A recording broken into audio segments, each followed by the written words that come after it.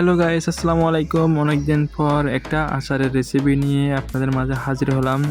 এখন আগের মতো তো ভিডিও করা হয় না, ভিডিও বানানো হয় না। এই কারণে কম বেশি টুকটাক নিজের মতো ভিডিও বানাই, নিজের মতো ভিডিও আপলোড করি।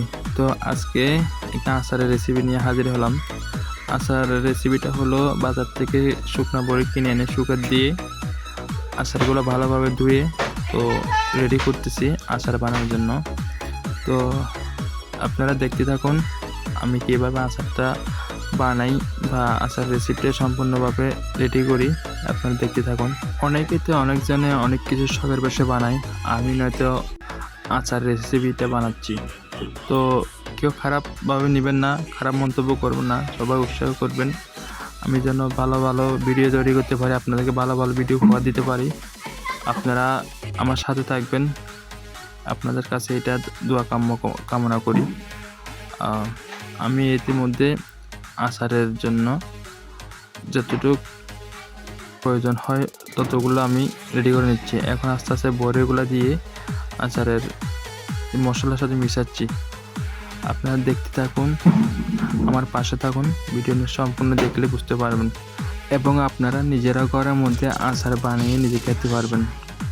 দোকান থেকে বা রাস্তাঘাট থেকে ময়লাযুক্ত আচার কিনে না খেয়ে নিজে ঘরের মধ্যে আচার তৈরি খেলে বেশি ভালো হবে।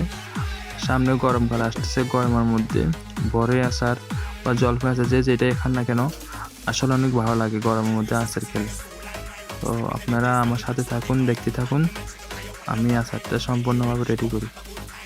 আর ভিডিওটা এমনভাবে নিয়েন না, এটা মনে করবেন আমি কেন ঘরের মধ্যে গৃহিণীর কাজ আমি করতেছি, আমি কেন আচার বা ঘরে রান্নাবান্নার কাজ করতেছি। কিন্তু এটা আমার শখ হয়েছে, আমি এটা কাজটা করতেছি।